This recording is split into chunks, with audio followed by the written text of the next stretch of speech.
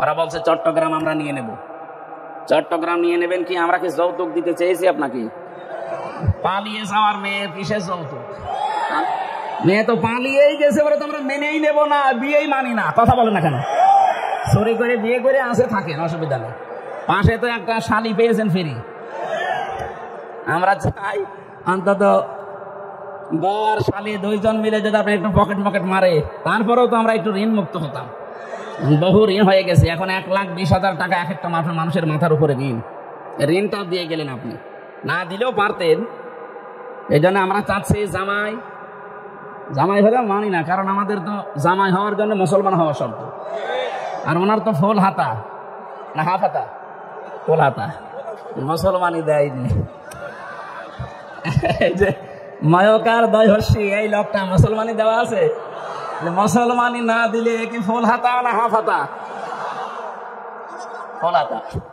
আমি জেলে যাওয়ার পরে যে কারারক্ষী জেলার ছিল, ও লোক যখনই ঢুকতো দেবদুলাল ও যে ফুল হাতা আসতেছে, তার মানে আমি বুঝলাম যে লোকটার মনে হয় কাটা নেই।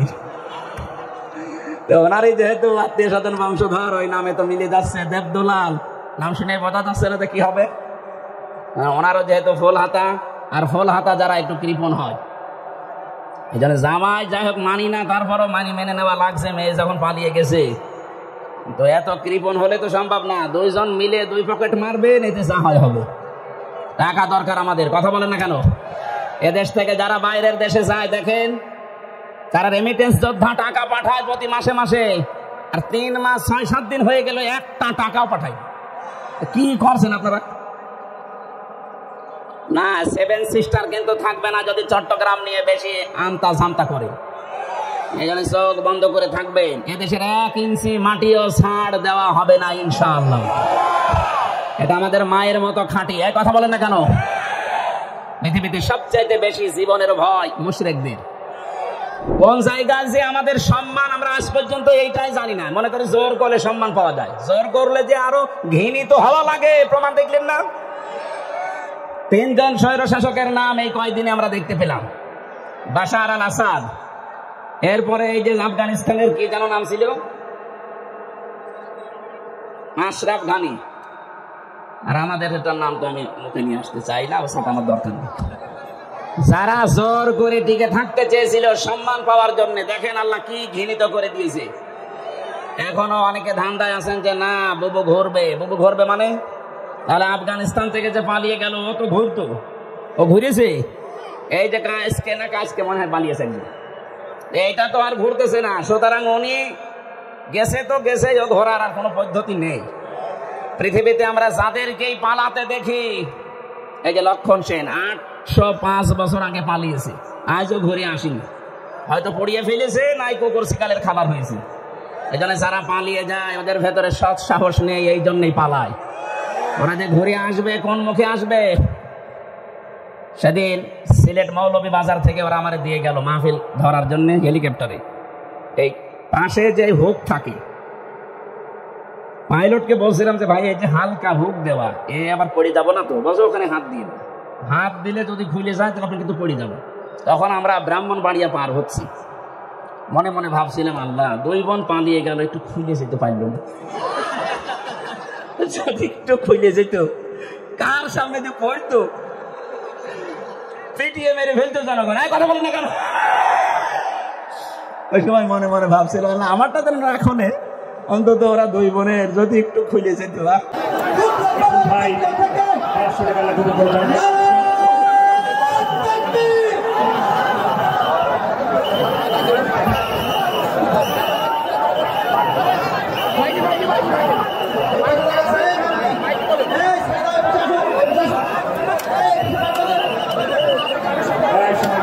দোয়া করছি সবার জন্য। ওয়ারাফা'না লাকা যিকরাক। দুনিয়াতে আল্লাহ রাব্বুল আলামিন তাদের সম্মান মর্যাদা নবীর উম্মত যেভাবে পায় ওইভাবে যেন বাড়িয়ে দেয়। মানুষের সম্মান আর মর্যাদা যে কোথায় এটা অনেকে এখনো জানে না। আল্লাহ পাক বলেন ইয়ারফা'িল্লাহুল্লাযীনা আমানু মিনকুম ওয়াল্লাযীনা উতুল ইলমা দারাজাত। সূরা মুজাদালার 11 নম্বর আয়াতের মাঝের অংশে আল্লাহ জানিয়েছেন ইয়ারফা এটা মজারে, বর্তমান ভবিষ্যৎ, প্রেজেন্ট ফিউচার। দিন যত যাবে এ পৃথিবীতে যারা তোমাদের ভেতরে ঈমান এনেছে, ঈমান পেয়েছে, এ কথা আল্লাহ এখানে বলেন নাই। আমরা কিন্তু এই আয়াতের ভেতরে অনেকেই নেই, কারণ আমরা ঈমান আনি না, ঈমান আমরা পেয়েছি। এই কথা বলে না।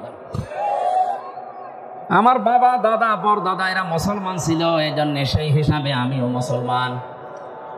আর সাহাবায়ে কেরাম তারা ঈমান পায়নি, তারা ঈমান এনেছিল। একটা যুবক ছেলে গায়ের শাল চাদর দিয়ে বুট জুতা মুছতেছে। জুতার দাম হয়তো 300 টাকা, শালের দাম 1500 টাকা। লোকজন জিজ্ঞাসা করছে, কি গো, জুতার দাম যা, এরকম 5 জোড়া জুতা বিক্রি করলে শাল হবে না? এত দামি শাল দিয়ে জুতা মুছতেছো, কারণ কি? ছেলেটা বলে, বহু কষ্ট করে জুতা আমার টাকা দিয়ে কিনেছি, আর এই শালটা আমার বাবা আমারে দিয়েছে। বাবা এত টাকা দিয়ে শাল দিয়েছে, শালের কোনো মূল্য নেই, ওটা দিয়ে জুতা মুছতেছে। নিজে কষ্ট করে জুতা কিনেছিল, এই জন্য জুতার দাম ওর কাছে বেশি। সাহাবায়ে কেরাম যেহেতু তারা কষ্ট করে ঈমান এনেছিল, এই জন্য তাদের কাছে ঈমান জীবনের চাইতেও দামি। খুব ভালো করে শুনবেন, কোন মানুষের কাছে যদি সত্যি ঈমান দামি হয়ে যায়, তার ঈমানটাকে ঠিক রাখার জন্য সে সবচাইতে বেশি সতর্ক থাকবে শিরিক থেকে। কোরআনে কারীম জানাচ্ছে, ওয়ালাকাদ উহিয়া ইলাইকা ওয়া ইলাল্লাযীনা মিন ক্বাবলিকা লাইন আশরাকতা লা ইয়াহবাতান্না আমালুকা ওয়া লা তাকুনান্না মিনাল খাসিরিন। সূরা জুমারের 65 নম্বর আয়াত, 24 নম্বর পারার 4 নম্বর পৃষ্ঠার 12 নম্বর লাইনে আছে। এটা তাফসীরে ফি জিলালিল কোরআন থেকে বলছি। আল্লাহ পাক বলেন, হে নবী, আপনাকে এবং আপনার পূর্বে যত নবী আমি পাঠিয়েছিলাম, প্রতিটি নবীকে আমি এই ওহী নাজিল করে জানিয়েছি। ওয়ালাকাদ উহিয়া ইলাইকা, অবশ্যই আমি ওহী নাজিল করেছি হে নবী আপনার প্রতি, ওয়া ইলাল্লাযীনা মিন ক্বাবলিকা, এবং আপনার পূর্বে যত নবী রাসূল এই দুনিয়াতে পাঠিয়েছি প্রত্যেকের প্রতি এই ওহী ছিল। লাইন আশরাকতা লা ইয়াহবাতান্না আমালুকা, যদি আপনি শিরিক করেন। এই কথা বলছে কে? কাকে বলছে? রাসূলুল্লাহকে। বলেন বলেন, এই কথা রাসূল টের পাচ্ছেন, আমাকে বলেন নাই। আল্লাহ পাক বলেন, হে নবী, লাইন আশরাকতা, আপনি যদি শিরিক করেন। নবীজি শিরিক করতে পারে এরকম কোন ধারণা আমাদের আছে? ধারণাও আমরা করি না, অথচ আল্লাহ নবীজির মাধ্যমে আমাদেরকে শিক্ষা দিতে চান। লাইন আশরাকতা, যদি শিরিক করেন আপনি, লা ইয়াহবাতান্না আমালুকা, লামে তাকিদ নুনে সাকিলা, আল্লাহ গ্যারান্টি দিয়ে জানিয়েছেন, হ্যাঁ নবী, আপনার আমলও আমি কিন্তু রাখবো না, নষ্ট করে দেব। এতটুকু আল্লাহ শেষ করেননি, ওয়ালা তাকুনান্না মিনাল খাসিরিন, এইটাও লামে তাকিদ নুনে সাকিলা। আল্লাহ যদি গ্যারান্টি দেয়, এটা আলতো ফালতো না, এর ভিতরে অনেক ওজন আছে আল্লাহর কথায়। আল্লাহ বলেন, শুধু আপনার আমল আমি নষ্ট করে দেব তা না, আমি আল্লাহ গ্যারান্টি দিয়ে বলছি আপনি ক্ষতিগ্রস্ত হয়ে যাবেন। যেটা থাকলে ঈমানও থাকে না, তার নাম শিরিক। তার নাম কি? এই শিরিক থেকে যদি আপনি না বাঁচতে পারেন, যদিও নবীজিকে আল্লাহ উদ্দেশ্য করেছেন কা দিয়ে, কিন্তু এটা কিয়ামত পর্যন্ত যারা আমরা আসবো সবার জন্য প্রযোজ্য। যাই করেন তাই করেন, শিরিক করবেন না। শিরিক করলে আপনার পেছনের আমল একটাও আল্লাহ রাখবে না, আর আপনি মাস্ট বি ক্ষতিগ্রস্ত হয়ে যাবেন। আমার এই চর্মচক দিয়ে কোরআনে কারীম যতটুকু পড়েছি, বুঝেছি, অনুধাবন করেছি, আমি বাংলাদেশের সাথে মিলিয়ে দেখলাম, এদেশে প্রকাশ্য অপ্রকাশ্য মিলে প্রায় 44টার উপরে শিরিক চলছে। আমি এক কথায় জবাব দিচ্ছি, সবগুলো বলতে গেলে আমার আয়াতে যাওয়া হবে না, এজন্য আমি মেন কথাটা বলছি। আল্লাহ যেটা পারে ওইটা অন্য কেউ পারে, এই বিশ্বাস করার নাম শিরিক। এই কথা বলেন না কেন? এবার আসেন তো বাংলাদেশের সাথে মিলাই। এদেশে বহু মানুষ এমন আছে, আল্লাহ যেটা পারে এটা অন্য কেউ পারে বিশ্বাস করে, পারে না? আন্নাল কুওয়াতা লিল্লাহি জামিআ, সূরা বাকারার আয়াত 2 নাম্বার পারার 4 নাম্বার পৃষ্ঠা 3 নাম্বার লাইনে আছে, মাঝের অংশে আছে আন্নাল কুওয়াতা লিল্লাহি জামিআ, সব ক্ষমতার উৎসকে। আরো জোরে।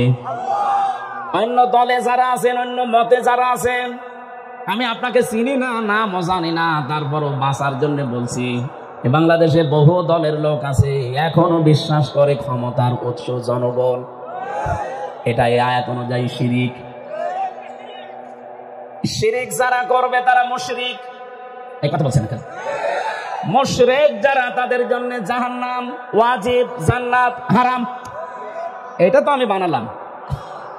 ইন্নাহু মান ইউশরিক বিল্লাহি ফাকাদ হারামাল্লাহু আলাইহিল জান্নাহ ওয়া মাআওয়াহুন নার ওয়া মা লিয-যালিমিনা মিন আনসার। সূরা মায়েদার ভেতরে আল্লাহ জানিয়েছেন, কেউ যদি সত্যি আল্লাহর সাথে শিরিক করে, এই শিরিক কাকে বলে এক কথা বলি নাই, এই আল্লাহ যেটা পারে ওইটা অন্য কেউ পারে, বিশ্বাস করার নাম। আরো জোরে বলে, বিশ্বাস করার নাম। শিরিক যারা করে তারা, আরো জোরে বলেন, মুশরিক মারা গেলেই বিনা হিসাবে বিনা বিচারে যাবে জাহান্নামে। জান্নাত হারাম, জাহান্নাম ওয়াজিব। আল্লাহ যদি এতটুকু শেষ করে দিতেন, আয়াত আমি পড়তাম না, পরেরটা আরো কঠিন। ওমা লিয-যালিমিনা মিন আনসার। কারণ শিরিক যারা করে এরা যেহেতু আল্লাহর সাথে জুলুম করে, ইন্নাশ শিরকা লা যুলমুন আযীম, সবচাইতে বড় জুলুম আল্লাহর সাথে শিরিক করা। এই জুলুম যারা করবে তারা মরণের পর থেকে আল্লাহর সাহায্য থেকে বঞ্চিত। কেউ সাহায্য করলে আল্লাহ কবুল করবেন না। যেহেতু আমাদের দেশে ৯৬% মুসলমান, এ দেশের জন্য শুধু এটা না, এটা রেকর্ড হচ্ছে। আমার এই আলোচনাগুলো বাংলাদেশের চাইতে বেশি চলে ভারতের, কলকাতার, আসামে।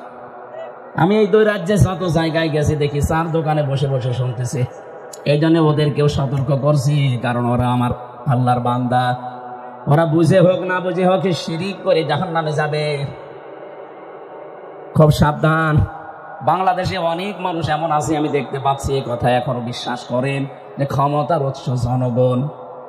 এক্ষুনি বিশ্বাস পাল্টাতে হবে। কি কথা বলেন না কেন? আপনি যদি কিছু নিয়ে যেতে না পারেন, এ রাত 10টা 10:30 পর্যন্ত জেগে আছেন কোন কারণে? আপনি কি রূপ দেখাতে এসেছেন যে আমার মতো চেহারার কারণে? এই যে দেখে যান, আপনার চাইতে বহু সুন্দরী মানুষ এখনো পর্যন্ত কবরে পড়ে আছে। এরা চেহারা দেখার জন্য আমার আপনার কেউ আসে না, এসেছে কিছু নেওয়ার জন্য। আরে বিশাল আয়োজনে লক্ষ লক্ষ টাকা খরচ, 5টা মানুষ যদি শিরিক থেকে বাঁচতেই না পারে, ছাতা দিয়ে লাভ কি? কথা বলে না কেন? আমি সহ যাদের এই বিশ্বাস এখনো আছে যে না ক্ষমতায় জনগণ দিতে পারে, এটা এখনই পাল্টাতে হবে।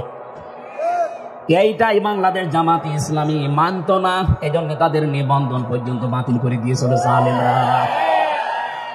তারা বলেছিল না ক্ষমতার উৎস আল্লাহ, কুলিল্লাহুম্মা মালিকাল মুলকি তুতিল মুলকা মান তাশা। ক্ষমতার মালিক কে? আর জোরে বলেন। আমি একটা মাত্র টাচ দিলাম, এরকম 44টা আমার এই ছোট নজরেই দেখতে পাচ্ছি এই বাংলাদেশে। সুতরাং যাদের এই বিশ্বাসে আছেন, আপনি নামাজ পড়তে পারেন, রোজা রাখতে পারেন, মুসলমান দাবি করতে পারেন, কিন্তু আপনি মুশরিক। প্রশ্ন আসতে পারে, নামাজ পড়ে আবার মুশরিক হয়? রোজা রেখে হজ করে কাবা শরীফ ঘুরে আসলাম, তারপরও আমি মুশরিক? আরে ভাই, আপনি শুধু কাবা ঘর ঘুরে এসেছেন, আর আবু জেহেল ছিল কাবার সভাপতি, কাবা ঘরের সভাপতি ছিল। ওকে মুশরিক, ওকে। আপনি যদি বলেন ওকে আমার মতো আল্লাহ একজন আসে বিশ্বাস করতো, কত মানে কোরআনে কারীম জানিয়েছে, ওয়ালা ইন সালতাহুম মান খালাকাস সামাওয়াতি ওয়াল আরদা লা ইয়াকুলুনাল্লাহ। আল্লাহ পাক বলেন, হে নবী, আবু জেহেলকে যদি জিজ্ঞাসা করেন আকাশ আর জমিন কে বানিয়েছে, লা ইয়াকুলুনাল্লাহ, এখানে যারা গ্রামার বোঝে, লামে তাকিদ নুনে সাকিলা, আবু জেহেল গ্যারান্টি দিয়ে বলতো আল্লাহ বানিয়েছে। তাহলে আল্লাহ একজন আছে, ও বিশ্বাস করতো না? বলেন বলেন। আমি ওই বিশ্বাস করি, ও ওই বিশ্বাস করে। ও বিশ্বাস করার পরেও যদি মুশরিক হয়, আর আমি ওই বিশ্বাস করে ইমানদার থাকি কোন কায়দায়? পার্থক্য তো এতটুকু, যে ক্ষমতায় দিতে পারে যে দেবদেবীরা আছে এরাও, আর এখন আর দেবদেবী আমরা বিশ্বাস করি না, করি মানুষ দিতে পারে, কথা একই। শয়তান এটা উল্টিয়ে দিয়েছে আমাদের সামনে, কারণ শয়তান ভালো করে জানে ৯৬% মুসলমান এই বাংলাদেশে, এদের কাছে যদি একটা মূর্তি খাড়া করে দিয়ে বলি এটা পূজা করো, জীবনও করবে না। এটা যেন না করে অন্য কায়দায় এটা করা যায়, সেই বিশ্বাসটাই আমাদের ঢুকিয়েছে। এখানে আমি সহ যারা এই বিশ্বাসে আছি, বিশ্বাস পাল্টাবেন কিনা বলেন? যদি না পাল্টাতে চান আমি ওয়াজ করবো না, বেকার। আমি সেই কুষ্টিয়া থেকে আসলাম, এদেশে বহু মানুষ আমি জানি এখানেও বসে আছেন যারা এখনো বিশ্বাস করেন ক্ষমতায় দিতে পারে জনগণ। না, এ বিশ্বাস যারা করেন এক্ষুনি বিশ্বাস ভেঙে চোরমার করে ফেলেন। মজবুত বিশ্বাস আজকে নিয়ে যাওয়া লাগবে, দুনিয়া একদিকে যাক। আমি এইটা বিশ্বাস করি ক্ষমতায় দিতে পারে কে, এ বিশ্বাস আমরা করি না। হালকা পাতলা যাদের একটু এদিক ওদিক ছিল যেন ঠিক হয়ে যান, নয়তো আপনি মারা গেলে কবরে দেব, জানাজা দেব, সব বেকার হবে। কি আমি যে কথা বলতে চাচ্ছিলাম এতক্ষণ পর্যন্ত, ঈমান অন্তত যারা আমরা এনে ফেলেছি, আমাদের ঈমান যেন নষ্ট হয়ে না যায়। ঈমান নষ্ট হয় প্রথম কারণ কি? শিরিক। বলেন বলেন, আরো জোরে বলেন। এবার আমি আরেকবার বলছি, শেষ বলা, আল্লাহ যেটা পারে ওইটা অন্য কেউ পারে, এই বিশ্বাস করার নাম শিরিক। যারা করে তারা, একটা বললাম এই বিশ্বাস নিয়ে বহু মহিলা বসে আছে প্যান্ডেলে, ওরা এখনো পর্যন্ত বিশ্বাস করে সন্তান দিতে পারে কোনো পীর সাহেব বাবা, করে না? আপনারাও এখনই পাল্টাবেন। কিয়ামত পর্যন্ত যদি আপনি হায়াত পান, সন্তান না হয়, মনে করবেন আল্লাহ দিচ্ছে না, কারণ এটা দেওয়ার একচ্ছত্র মালিকানা আল্লাহর। লিল্লাহি মুলকুস সামাওয়াতি ওয়াল আরদ ইয়াখলুকু মা ইয়াশা ইয়াহাবু লিমান ইয়াশাউ ইনাসা ওয়া ইয়াহাবু লিমান ইয়াশাউ যুকুর। সূরা সূরার 49 নম্বরে আয়াত অনুযায়ী প্রমাণ হয় আসমান জমিনের মুলকিয়াতের মালিক, রাজত্বের মালিক আল্লাহ। যাকে ইচ্ছা তাকে সন্তান দান করে, মেয়ে দেয়, ছেলে দেয়। যাকে ইচ্ছা আল্লাহ কিছু দেয় না, বন্ধা করে রাখে। সবকিছু ক্ষমতার মালিককে। সুতরাং কোন মহিলা যেন কোন সন্তানের জন্য কোন দরগায়, কোন দরগায়, কোন মাজারে পীর সাহেব জিন্দা হোক আর মরা হোক, জীবনও আর যাবেন না। ছেলে মেয়ে না হয় না হোক, আপনি শিরিক করতে পারেন না। কথা বলেন না কেন? এই যে 44টা বলছিলাম, এটা 2 নাম্বার গেল।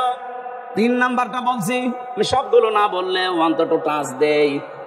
কোরআনে কারিমে সূরা আরাফ 154 নাম্বার আয়াত শেষের দিকে আছে। আল্লাহ পাক বলেন, আলা লাহুল খালকু ওয়াল আমর তাবারাকাল্লাহু রাব্বুল আলামিন। আসমান জমিন বানিয়েছে যিনি, হুকুম চলবে তার, সৃষ্টিদার, আইন তার, এ নিয়ম কার? বলেন বলেন। যেহেতু আমরা বিশ্বাস করি এই পৃথিবী বানিয়েছেন আল্লাহ, তাহলে এই বিশ্বাসও করা লাগবে এখানে আইন চলবে। যারা আল্লাহর আইন বাদ দিয়ে আল্লাহকে সৃষ্টিকর্তা মানেন, কিন্তু তার আইন বাদ দিয়ে মানুষের তৈরি করা আইন কানুন প্রতিষ্ঠার জন্য চেষ্টা করেন, আপনি মুশরিক। এই কথা বলেন না কেন? এদেশে এখন আপনি মেলান তাই 3 নাম্বারটা নিয়ে, এদেশে আমার মনে হয় এখন ভরি ভরি লোক পাবেন। ওকে জিজ্ঞাসা করবেন সৃষ্টিকর্তাকে, আল্লাহর নাম বলবে, কিন্তু আইন যে চলবে ওই আল্লাহর, এটা বলতে গেলে তখন বলে হুজুর এটা রাজনীতি, এটা দুনিয়ার কাজ। আপনি নির্ভেজাল টাটকা মুশরিক, কারণ সৃষ্টি যার, আইন চলবে তার, এইটাই ফাইনাল। কথা বলেন না কেন? যারা আল্লাহর আইনের বিপরীতে নতুন কোন আইন বানাতে চায়, কোরআনে কারীম সূরা আলে ইমরান 154 নাম্বার আয়াত, এটা মাঝের অংশে আছে, ইয়াকুলুনা হাল্লানা মিনাল আমরি মিন শাইইন কুল ইন্নাল আমরা কুল্লাহু লিল্লাহ। এ নবী, ওরা যদি জিজ্ঞাসা করে যে আইন তৈরি করার ক্ষমতা পাওয়ার কোন অধিকার আমাদের আছে, আপনি ডাইরেক্ট ফতোয়া দেন না। আইন তৈরি করতে পারে শুধুমাত্র কে? আরো জোরে। এটাকে আমি বানালাম, এটা বললাম কেন? বাংলাদেশে এখন সংশোধন চলছে, সংস্কার চলছে, বিশেষ করে আমাদের সংবিধান। কথা বোঝে? এই ঝড়ে যদি কিছু করে নিতে না পারেন আবার 50 বছর পিছিয়ে যাবেন। এমনিতেই তো 53 বছর আমরা পিছিয়ে আছি, কথা বলেন ঠিক কিনা?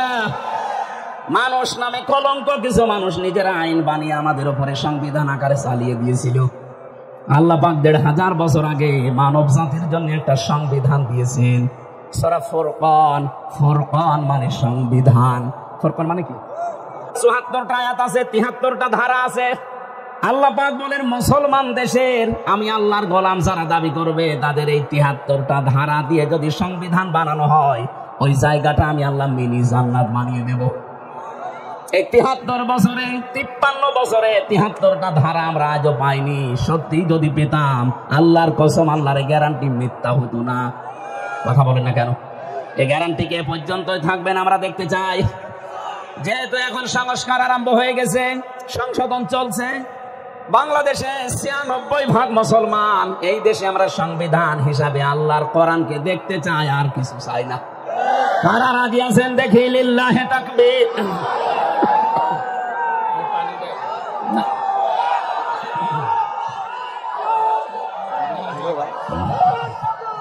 ঠিক আছে, আলহামদুলিল্লাহ ভাই, কথা বুঝলেই হবে, তাকবীর না দিলেও সমস্যা নেই, কথা বুঝলে হবে। বসে আমার একটা একটা করে সবগুলো বলা সময় নেই, আমি তাড়াতাড়ি তাফসীরে প্রবেশ করছি। যেটা বললাম খুব গুরুত্বপূর্ণ বিষয়, আমাদের ঈমান থাকা না থাকার বিষয়। এই জন্য মানুষের মর্যাদা দিনের পর দিন আল্লাহ বাড়াবে তাদের। এই পৃথিবীতে যে মানুষগুলো ঈমান আনবে, ঈমান পাবে না। আমরা ঈমান পেয়েছি না ঈমান এনেছি? আমরা ঈমান আনতে চাই। আমার ভাইরা, 2 নম্বরে ওয়াল্লাযীনা উতুল ইলমা দারাজাত, তোমাদের ভেতরে যারা ইলম পাবে দারাজাত দিয়েছেন বহু বছর। দিন যত যাবে তত তাদের মর্যাদা আল্লাহ বাড়াতেই থাকবে। না এটা ডিস্টার্ব করবে দেখছি। ওরা 2 কোলে 2 হাত ধরে রাখেন। হ্যাঁ, আপনারা কথা বুঝতেছেন কিনা বলেন? না না বুঝলে আমি মোনাজাত করে দেবো। বুঝতেছেন? কোন জায়গায় যে আমাদের সম্মান আমরা আজ পর্যন্ত এইটাই জানি না। মনে করে জোর করলে সম্মান পাওয়া যায়, জোর করলে যে আরো ঘৃণিত হওয়া লাগে, প্রমাণ দেখলেন না? 3 জন স্বৈর শাসকের নাম এই কয়েকদিনে আমরা দেখতে পেলাম। বাশার আল আসাদ, এরপরে এই যে আফগানিস্তানের কি যেন নাম ছিল, আশরাফ ঘানি, আর আমাদের এটার নাম তো আমি মুখে নিয়ে আসতে চাই না, ও সাথে আমার দরকার নেই। যারা জোর করে টিকে থাকতে চেয়েছিল সম্মান পাওয়ার জন্য, দেখেন আল্লাহ কি ঘৃণিত করে দিয়েছে। এখনো অনেকে ধান্দায় আছেন যে না বুবু ঘুরবে। বুবু ঘুরবে মানে? তাহলে আফগানিস্তান থেকে যে পালিয়ে গেল ও তো ঘুরতো, ও ঘুরেছে।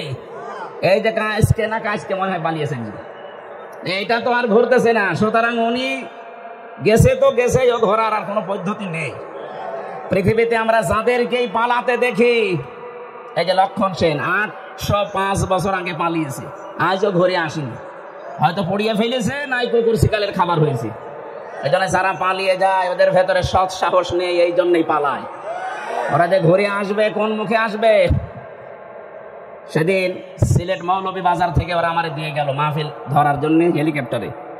এই পাশে যে হুক থাকে, পাইলটকে বলছিলাম যে ভাই এই যে হালকা হুক দেওয়া, এ আবার পড়ে যাবো না তো? বসে ওখানে হাত দিয়ে দেয়, হাত দিলে যদি খুলে যায় তাহলে আপনি কিন্তু পড়ে যাবেন। তখন আমরা ব্রাহ্মণবাড়িয়া পার হচ্ছি, মনে মনে ভাবছিলাম আল্লাহ 2 বোন পালিয়ে গেল, একটু খুলে যেতে পারব না। যদি একটু খুলে যেত, কার সামনে দিয়ে পড়তো, পিটিয়ে মেরে ফেলতো জনগণ। কথা বলেন না কেন? ওই সময় মনে মনে ভাবছিল আল্লাহ আমারটা তো না খোলে, অন্তত ওরা 2 বোনের যদি একটু খুলে যেত। এখানে জোর করে সম্মান পাওয়া যায় না। সম্মান আল্লাহ রেখেছেন ইমানের ভেতরে, শিরিক মুক্ত ইমান, শিরিক মুক্ত আর বেদাত মুক্ত আমল। 2 নম্বরে যাদের এলেম আছে। এখন প্রশ্ন আসতে পারে, অনেক জ্ঞানী মানুষ, এলেমওয়ালা মানুষ ছিল, কিন্তু তাদের তো এখন মানুষ সম্মান দিচ্ছে না। এই বাংলাদেশে রুহুল আমিন বলে যে ছিল খতিব, এখন তার সম্মান আছে? ফরিদউদ্দিন মাসুদ এলেম ছিল, কিন্তু এলেমের উপরে আমল ছিল না, এই জন্য আল্লাহ ঘৃণিত বানিয়ে দিয়েছে। জোর করে ইমামতি করার জন্য আবার গিয়েছিল, জোতা দিয়ে পিটিয়েছে। পরের দিন আবার স্ট্যাটাস দিয়েছে যে জোতা আমাকে মেরেছে কিন্তু আমার গায়ে লাগিয়ে। শয়তান! আমার মনে হয় শয়তানও হাসে যে আমি আর কি শয়তান, এটা আলেম নাম নিয়ে এত বড় জালেম। পৃথিবীর 6 জন মানুষের তালিকা আপনারা জানেন, যাদের নাম আপনি সার্চ দেন, গণহত্যার তালিকায় যাদের নাম আছে তার ভেতরে যারা পালিয়েছে ওনাদের 1 নম্বরে নাম আছে, একজনের নাম আছে, একজনের। ওখানে হিটলারের নাম পাবেন, চেঙ্গিস খানের নাম পাবেন, যার কাছে পালিয়ে গেছে ওনার নামও আছে, যে গেছে তার নাম আছে, আর বাকি 2 জনের নাম আমি বলবো না এখন, যদিও সমস্যা নেই, তারপর এটা আন্তর্জাতিক বিষয় পরে। যাদের নাম বললাম এদের নামে একেবারে আদা জল খেয়ে গালি দিলেও অসুবিধা নেই। এখানে গণহত্যার তালিকায় যাদের নাম, এই মানুষগুলোর বিচার যদি না হয় পৃথিবীতে আরো অনেককে আমাদের হারানো লাগবে। এখানে আমরা চাই খুব তাড়াতাড়ি গণহত্যার অন্তত বিচার হোক। 2732 জন মানুষ হত্যার সাথে এরা জড়িত। এই কথা বলেন না কেন? 2780 জন মানুষকে পঙ্গু করার পেছনে এরা দায়ী। কারো আজ হাত নেই, কারো পা নেই, চোখ নেই, অন্ডকোষ উড়ে গেছে, এরকম বহু মানুষ তাদের পরিবারের আজ বোঝা হয়ে আছে। এ বোঝা গেল যারা দিয়ে গেল, ওরা কিন্তু না দিলেও পারতো। পালিয়ে যখন যাবে তখন আপনি এই কাজ করে গেলেন কেন? কথা বলে না কেন? আর আপনার এত মহব্বত ভালোবাসাতে আগের থেকে জনগণকে বলতে পারেননি যে আমি পালিয়ে যাব। এখন ওই মানুষগুলো উল্টা আজকে 2 দিন দেখতে পাচ্ছি চট্টগ্রামের এই ফেনী চট্টগ্রামের মাঝে যে চিকন রাস্তা, ওরা খুব দুর্বেশন্তি লাগিয়েছে। ডক্টর ইউনূস বলেছিল 7 সিস্টার ধ্বংস করে দেওয়া হবে, বিচ্ছিন্ন হয়ে যাবেন। ওই দিন থেকে শুরু করে এই 2 দিন বেশি ওরা বলছে চট্টগ্রাম আমরা নিয়ে নেব। চট্টগ্রাম নিয়ে নেবেন কি? আমরা কি যৌতুক দিতে চেয়েছি আপনাকে? পালিয়ে যাওয়ার মেয়ে কিসের যৌতুক? মেয়ে তো পালিয়েই গেছে, বলে তো আমরা মেনেই নেব না, বিয়েই মানি না। কথা বলে না কেন? চুরি করে বিয়ে করে আসে থাকেন, অসুবিধা নেই। পাশে তো একটা শালি পেয়েছেন ফ্রি। আমরা চাই অন্তত বউ আর শালি 2 জন মিলে যদি আপনি একটু পকেট মারে, তারপরেও তো আমরা একটু ঋণ মুক্ত হতাম। বহু ঋণ হয়ে গেছে, এখন 1,20,000 টাকা এক একটা মানুষের মাথার উপরে ঋণ। ঋণটা দিয়ে গেলেন আপনি, না দিলেও পারতেন। এই জন্য আমরা চাচ্ছি জামাই হলে মানি না, কারণ আমাদের তো জামাই হওয়ার জন্য মুসলমান হওয়া শর্ত। আর ওনার তো ফুল হাতা না হাফ হাতা, ফুল হাতা, মুসলমানই দেয়নি। ময়কার দয়হর্ষি এই লোকটা মুসলমানই দেওয়া আছে, মুসলমানই না দিলে কি ফুল হাতা না হাফ হাতা? ফুল হাতা। আমি জেলে যাওয়ার পরে যে কারারক্ষী জেলার ছিল, লোক যখনই ঢুকতো দেবদুলাল বলছে ফুল হাতা আসতেছে, তার মানে আমি বুঝলাম যে লোকটার মনে হয় কাটা নেই। ওনারই যেহেতু আত্মীয় স্বজন বংশধর, ওই নামে তো মিলে যাচ্ছে দেবদুলাল, নাম শুনে বোঝা যাচ্ছে না কি হবে। ওনারও যেহেতু ফুল হাতা, আর ফুল হাতা যারা একটু কৃপণ হয়, এই জন্য জামাই যাই হোক মানি না, তারপরও মেনে নেওয়া লাগছে। মেয়ে যখন পালিয়ে গেছে, তো এত কৃপণ হলে তো সম্ভব না। 2 জন মিলে 2 পকেট মারবেন, এতে যা হয় হবে। টাকা দরকার আমাদের, কথা বলেন না কেন? এদেশ থেকে যারা বাইরের দেশে যায় দেখেন, তারা রেমিটেন্স যোদ্ধা টাকা পাঠায় প্রতি মাসে মাসে, আর 3 মাস 6-7 দিন হয়ে গেল একটা টাকা পাঠায়। কি করছেন আপনারা? না, 7 সিস্টার কিন্তু থাকবে না যদি চট্টগ্রাম নিয়ে বেশি আমতা জামতা করে। এখানে চোখ বন্ধ করে থাকবে। এদেশের 1 ইঞ্চি মাটিও ছাড় দেওয়া হবে না ইনশাআল্লাহ। এটা আমাদের মায়ের মতো খাঁটি। এই কথা বলেন না কেন? পৃথিবীতে সবচাইতে বেশি জীবনের ভয় মুশরিকদের। ওয়ালা তাজিদান্নাহুম আহরাসান নাসি আলা হায়াতি ওয়া মিনাল্লাযিনা আশরাকু ইয়াওয়াদ্দু আহাদুহুম লাউ ইউআম্মারু আলফা সানা। আল্লাহ পাক বলেন, হে নবী, জীবনের উপরে সবচাইতে বেশি আহারাস, বেশি ভালোবাসা, মহব্বত, আসক্তি দেখতে পাবেন এই দুনিয়াতে মুশরিকদের। ওদেরকে যদি বলেন তোমরা 1000 বছর বেঁচে থাকবে, ওরা বলবে আরো বাঁচতে চাই। এই জন্য একটু বন্ধ করে দিয়েছি আমরা ওই দেশে যাওয়া আসা। ওরা দেখেন মরণের ভয় এখন অস্থির হয়ে পড়েছে। 2-1 দিন দেখছেন না দাদারা কি শুরু করেছে। এই জন্য কথা বলা এইটাই আমার শেষ। আবার কথা বলতে পারবো কিনা জানি না। যা বলছি অক্ষরে অক্ষরে পালন করা লাগবে। দুনিয়াতে যদি আপনি জ্ঞান অনুযায়ী সত্যি আমল করতে না পারেন, হয়তো সামনাসামনি দেখে আপনাকে অনেকে সম্মান করতে পারে। দিন যত যাবে আপনার সম্মান আল্লাহ একেবারে তলানিতে পৌঁছিয়ে দেবে। আল্লামা দেলাওয়ার হোসাইন সাইদি রহমতুল্লাহ আলাইহি শহীদ, এই লোকটা দুনিয়া থেকে বিদায় নিয়েছে ঠিক, দিন যত যাচ্ছে তার জন্য দোয়া বাড়তেছে। কথা বলেন না কেন? আর জালেম সেই কয়টা বিদায় নিলে ওই কয়দিনে, ওরাও তো ছিল ক্ষমতায়। ওরা দিন যত যাচ্ছে মানুষের ঘৃণা তত বেশি হচ্ছে তাদের প্রতি। এজন্য যারা এলেম অনুযায়ী আমল করেননি তারা আলেম না, তারা আল্লাহর কাছে জালেম। কোরআনে কারীম জানাচ্ছে সূরা বাকারা প্রথম নাম্বার পারার 20 নাম্বার পৃষ্ঠা 13 নাম্বার লাইনের 140 নাম্বার আয়াতের প্রথম অংশে আছে ওমান আযলামু মিম্মান কাতামা শাহাদাতান ইনদাহু মিনাল্লাহ। আল্লাহ পাক বলেন তোমরা বড় জালেম দেখতে চাও, সবচাইতে বড় জালেম আমি আল্লাহর কাছে ওই লোকটা যাকে আমি আল্লাহ কোরআনের জ্ঞান দিয়েছিলাম, এটা জানার পরও দুনিয়ার স্বার্থ পেয়ে গোপন করে দিয়েছে। ছোট জালেম না, আফজাল ইসমে তাফসিল আসলাম।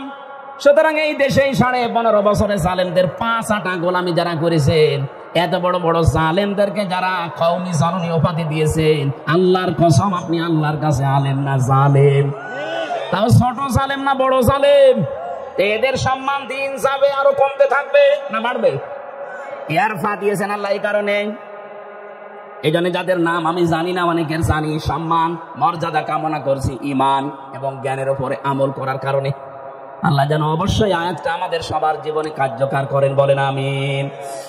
দরুদ আর সালাম পাঠ করছি নবী মুহাম্মদুর রাসূলুল্লাহ সাল্লাল্লাহু আলাইহি ওয়াসাল্লামের প্রতি। এই যে কোরআনে কারীম পড়তে গেলে 29টা অক্ষর জানার মাধ্যমে পড়া লাগে, আলিফ থেকে ইয়া। প্রতিটি অক্ষরের দিকে তাকিয়ে দেখবেন প্রত্যেকটা অক্ষরে আমার নবীর সম্মান আল্লাহ বাড়িয়েছেন।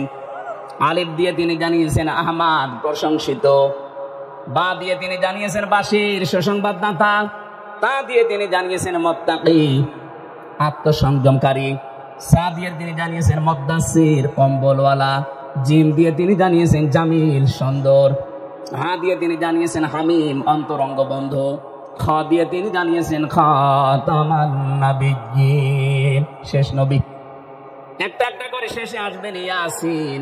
আল্লাহ জানো সিন আর ইয়া দিয়ে তিনি একত্রিত করে আমার নবীর নামকে আরো বেশি উচ্চস্থিত করে দিয়েছেন। ইয়াসিন। আল্লাহ বলেন হে নেতা, হে বলেন বলেন। সিন শব্দটা তাফসিরে কাবীর আল্লামা ফখরুদ্দিন রাজি রাহমাতুল্লাহ আলাইহি 5টা অর্থে তিনি ব্যবহার করেছেন। তিনি জানিয়েছেন সিন মানে সাজ্জিদুল আলামিন, সিন মানে সাজ্জিদুল বাশার, সিন মানে সাজ্জিদুল কাউনাইন, সিন মানে সাজ্জিদুল আম্বিয়া, সিন মানে সাজ্জিদুল মুরসালিন।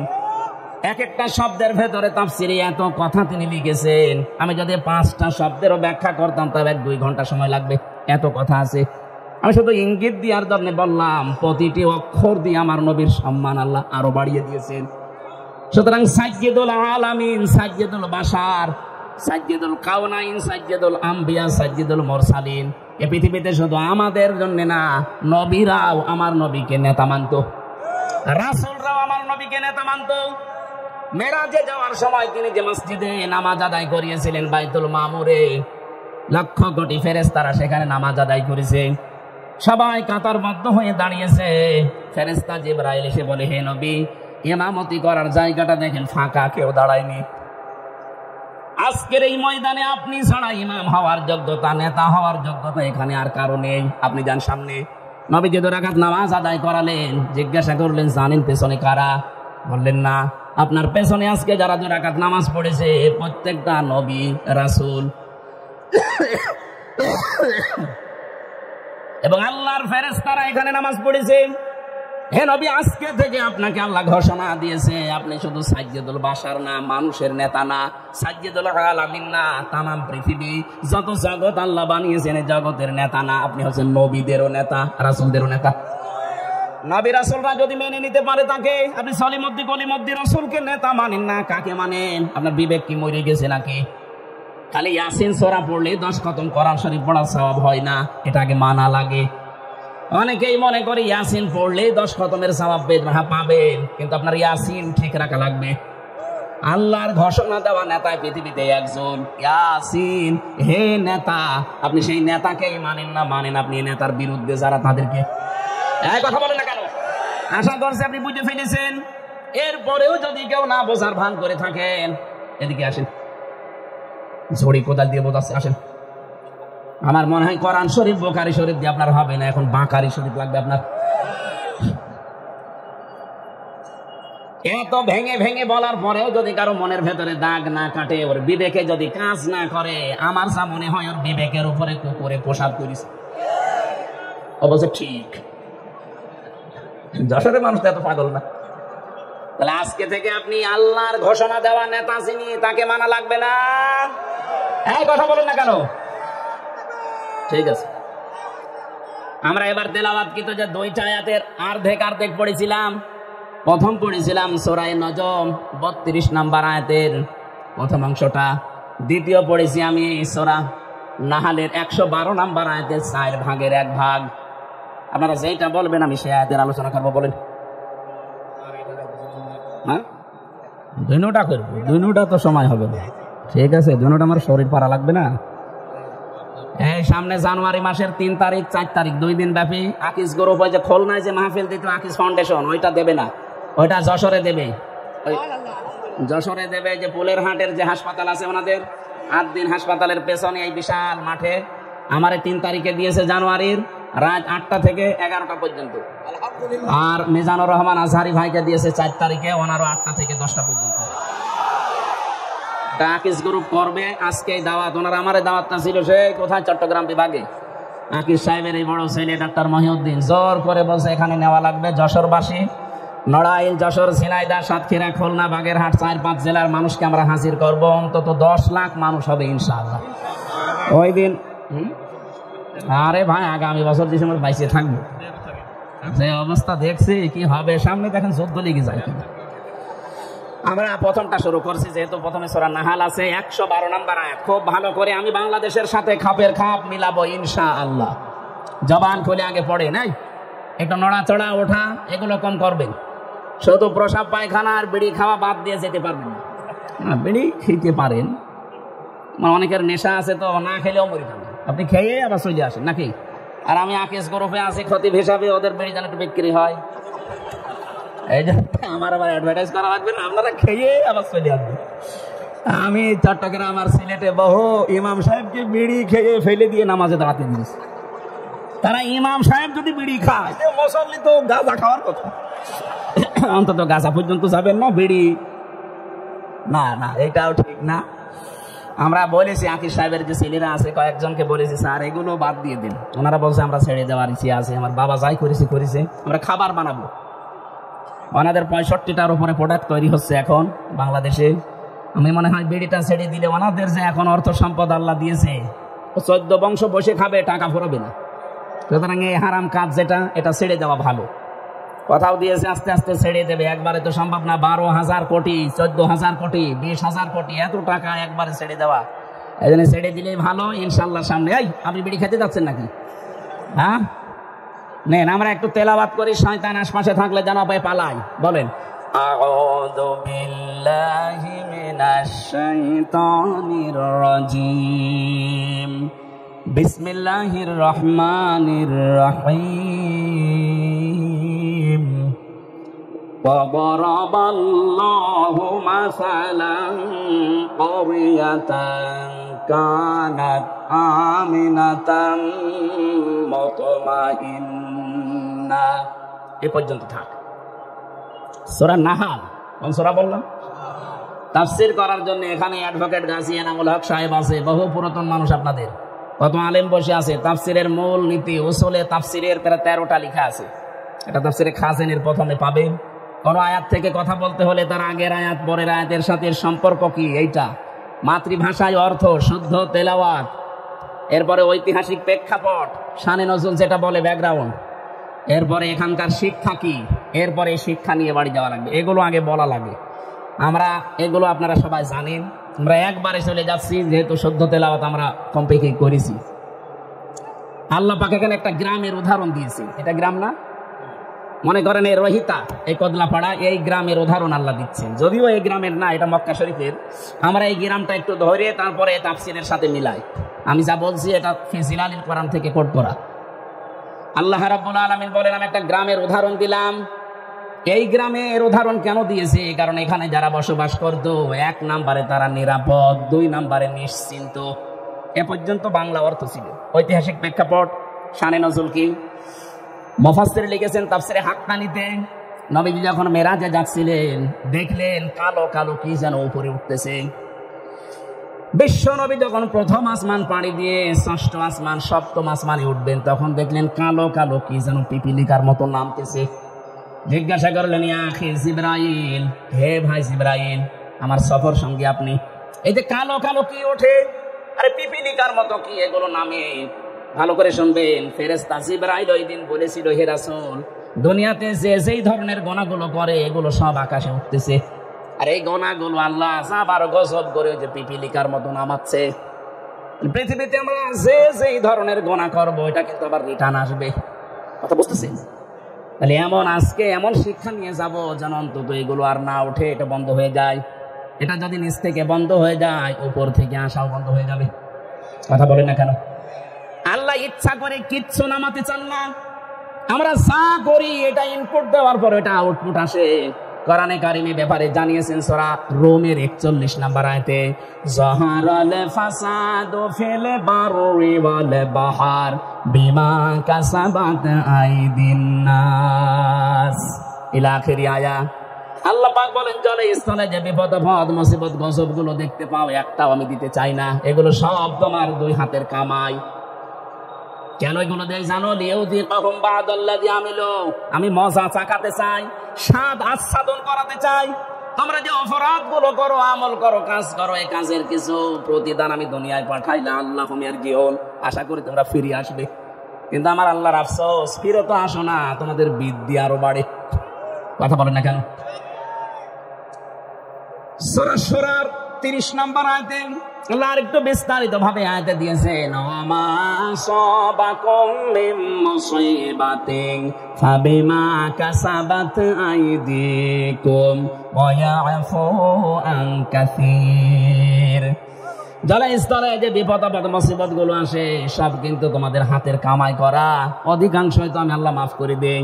তাছাড়া যত অপরাধ তোমরা দুনিয়ায় সংগঠিত করো সবগুলো তো উপরে উঠতেছে। এগুলো যদি আমি আল্লাহ গজব আর আযাব নাযিল করি, শ্বাস ফেলার সময় পেতে না। সুতরাং আমাদের উচিত হবে আয়াত থেকে শিক্ষা নেওয়া। আমরা দেখি আল্লাহ আয়াত দিয়ে কি জানাতে চাচ্ছেন। প্রথমে উদাহরণ দিচ্ছেন আল্লাহ, ওয়া দারাবাল্লাহু মাসালান ক্বরিয়াতান।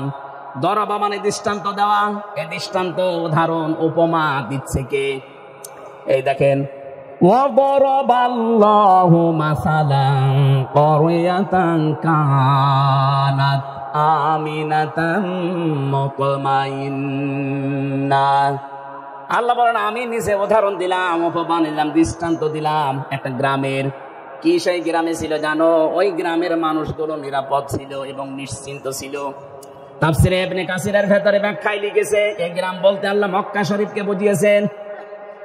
ওই জামানা পর্যন্ত মানুষ তামাম দুনিয়া এমন কাবার আশপাশ পর্যন্ত কেউ নিরাপদে ছিল না। চুরি ডাকাতি সন্ত্রাসী চিন্তায় মানুষের কোনো গ্যারান্টি ছিল না বেঁচে থাকার আশপাশে। কিন্তু কাবার আশপাশ গুলোতে যারা কাবার চত্বরের ভেতরে আসবে আল্লাহ তাদের নিরাপদ এবং নিশ্চিন্ত করে দিয়েছিলেন। আল্লাহ বলেন, এতটুকু আমি শেষ করিনি, ইয়াতিহা রিজকুহা রাগাদাম মিন কুল্লি মাকান। বিভিন্ন জায়গা থেকে আমি আল্লাহ তাদের জীবন উপকরণ পাঠিয়েছিলাম। আশপাশে ইয়ামেন ছিল, সিরিয়া ছিল, আজকে সিরিয়া বিজয় হয়নি। এই সমস্ত আশপাশ দেশ থেকে তাদের রিস্কের যে জীবন উপকরণ লাগে, রিজিক সব আমি পাঠাতাম। আশপাশের মানুষগুলো যে ইমানদার ছিল তা না, কিন্তু ওই মানুষগুলোর বিবেক ছিল, ওর বিবেকের ওপরে আমি আল্লাহ এমন ভাবে আঘাত দিয়েছিলাম, বাধ্য হয়ে তারা এদের জন্য খাবার পাঠিয়ে দিত, জীবন উপকরণ যা লাগে জীবন চলতে সব তারা পাঠাতো। কিন্তু তাদের এইটা আমি সেভ করে দিলাম, তাদের নিরাপত্তা তুলে নিয়েছি, তাদের নিশ্চিন্ত হওয়া এগুলো আমি আল্লাহ বন্ধ করে দিয়ে ফাযাকাল্লাহু লিবাসাল জুই ওয়াল খাউফ, আমি আল্লাহ পোশাক পরিয়ে দিলাম তাদের আচ্ছাদন করানোর জন্য। 1 নাম্বার ক্ষুধার পোশাক, 2 নাম্বার ভয়ের পোশাক। বিমা কানু ইয়াসনাউন, কারণ তারা যা করতো তার বিনিময়ে। এই যে এটা বাংলা অর্থ ছিল, এটার 1 নাম্বার কারণ আল্লাহ আয়াতের মাঝখানে 3টা শব্দ দিয়ে বুঝিয়েছেন কেন আমি এই নিরাপদ এবং নিশ্চিন্ত এটা বন্ধ করে দিয়ে এই ক্ষুধা এবং ভয়ের পোশাক পরিয়েছিলাম জানো। ফাকাফারাত বিআনউমিল্লাহ, তারা আমি আল্লাহর নিয়ামতের সাথে কুফরি করেছিল। কি করেছিল? এবার আমি বাংলাদেশের সাথে মিলাবো। আগে কাবা শরীফটা মিলিয়ে নেই। সূরা আলে ইমরান 4 নাম্বার পারার প্রথম নাম্বার পৃষ্ঠা 7 নাম্বার লাইনের 93 নাম্বার আয়াতের মাঝে এটা আছে, দেখবেন ওয়ামান দাখালাহু কানা আমিনা। আল্লাহ পাক বলেন যে এখানে প্রবেশ করে তাকে নিরাপত্তা দিয়ে দেয়। এই জায়গাটার নাম বাক্কা। বাক্কা মানে মক্কা। বাক্কা মানে কি? বাক্কাসির নাম। ইন্না আউওয়ালা বাইতি উযিআ লিন-নাস লাল্লাযী বিবাক্কাতা মুবারাকা ওয়া হুদাল লিল আলামিন। অবশ্যই পৃথিবীর প্রথম ঘর স্থাপিত হয়েছে যেটা, সেটা বাক্কায়। এই বাক্কা মানে মক্কা। আল্লাহ পাক বলেন এখানে যারা প্রবেশ করে মানুষগুলো নিরাপত্তা পেয়ে যায়। এটা দেন কে? এই কথা বোঝেন, এটা দেন কে? আরো জোরে বলেন। বাংলাদেশ কি কাবা শরীফ? কাবা শরীফ থেকে কত দূরে আমরা? 6010 কিলোমিটার দূরে আমরা। এখন এই 56,000 বর্গ মাইলের বাংলাদেশ যদি আমরা নিরাপদ এবং নিশ্চিন্ত করতে চাই, কাবা শরীফে আল্লাহ যেমন ভাবে তৈরি করেছেন, যেই নিরাপত্তা দিয়েছেন, ওইটা আমাদের এই দেশে তৈরি করা লাগবে। কাবার চত্বরের ভেতরে 1 নাম্বার আপনি কোনো শিরিক পাবেন না। এক কথা বলছেন না কেন? কোরআনে কারিমে আয়াতের দলিল পেয়েছি আমি তাফসিরে সূরা আনাম 7 নাম্বার পারা 17 নাম্বার পৃষ্ঠার প্রথম নাম্বার লাইনের 82 নাম্বার আয়াতের প্রথম অংশে আছে, আল্লাযীনা আমানু ওয়া লাম ইয়ালবিসু ঈমানাহুম বিযুলমিন উলাইকা লাহুমুল আম ইলা আখিরি আয়াত। আল্লাহ পাক বলেন যারা ঈমান আনে আর ঈমানের সাথে জুলুমকে মিশ্রণ করে না। এখানে জুলুম মানে শিরিক। জুলুম মানে কি? যারা ঈমানের সাথে শিরিককে মিশ্রণ করবে না, উলাইকা। এখানে গ্রামার জানে যারা জিজ্ঞাসা করেন উলাইকা এসমে ইশারা দিয়ে আল্লাহ যেন হাত দিয়ে দেখাতে চায় যশোরের এই বাংলার মানুষগুলো উলাইকা লাহুমুল আমন, এরাই নিরাপত্তার হকদার। সুবহানাল্লাহ বলতে পারবে? তাহলে আমরা যদি যে আতঙ্কে এখন আছি আমাদের প্রতিবেশীদের দ্বারা, আতঙ্কে নেই? এই আতঙ্কগ্রস্ত যদি আমরা থাকতে না চাই, আমরা যদি সত্যি শান্তি, স্বস্তি, নিরাপত্তা এবং নিশ্চিন্ত ভাবে দেশে চলাফেরা করতে চাই, দল মত দেখা যাবে না। একটাই কাজ এখন আমাদের, মালিকের হুকুম, শিরিক মুক্ত করা লাগবে দেশটাকে। কথা বলে না কেন? আমাদের বিশ্বাসের শিরিক, আমাদের কর্মের শিরিক, যত রকমের শিরিক বাংলাদেশে আছে সবগুলো যদি আমরা তুলে দিতে পারি, আমাদের এই দেশটাতেও কেউ আসলে সে কিন্তু নিরাপত্তা পেয়ে যাবে। আমরা নিরাপদে বসবাস করতে পারবো। যত রকমের রিজিকের ব্যবস্থা আল্লাহ আমাদের জন্য করবে। প্রতিবেশী খারাপ হয়েছে তাতে কি? এই প্রতিবেশী ছাড়া যদি আশপাশের সবগুলো দেশ চলতে পারে, বাংলাদেশও চলতে পারবে। দরকার এদের সব বাদ দিয়ে দেবো, হারাম এদের সাথে সম্পর্ক রাখা। আমরা এখন সম্পর্ক রাখবো আমাদের পুরাতন ভাই পাকিস্তানের সাথে, তুরস্কের সাথে, দরকার হয় চীনের সাথে। প্রতিটি জায়গা থেকে রিজিক আসবে। ১,৫০০ বছর আগে যদি আল্লাহ এটা করতে পারে, আমাদের জন্য পারবে না? মানে আল্লাহকে এখন মুরব্বী হয়ে গেছে? এক কথা বলে না কেন? আমাদের বিশ্বাস আছে যে আল্লাহ যেমন ছিল ওই রকম আছে। কথা বলেন ঠিক কিনা? আল্লাহ ওই সময় যদি পারে কাবা শরীফের, আমাদের এই দেশটাতেও পারবে যদি আমরা ওই ধরনের ইমানদার হতে পারি। ওয়ালা তাহিনু ওয়ালা তাহজানু ওয়া আনতুমুল আ'লাউনা ইন কুনতুম মুমিনিন। আল্লাহ পাক বলেন কোনো ভয় নেই, কোনো চিন্তা নেই, তোমরাই বিজয়ী হবে যদি মুমিন হতে পারো। তাহলে বিজয় দেওয়ার মালিক কে? মুমিন হওয়ার মালিক অবশ্যই আল্লাহ। আল্লাহ মুমিন হবে? আল্লাহ তো মুমিন আছে। আল্লাহর নাম মুমিন না? এক কথা বলে না কেন? আল্লাহর যে ৫,০০০ নাম আছে, আমরা ৯৯টা বেশি জানি, তার ভেতরে মুমিন আছে না নেই?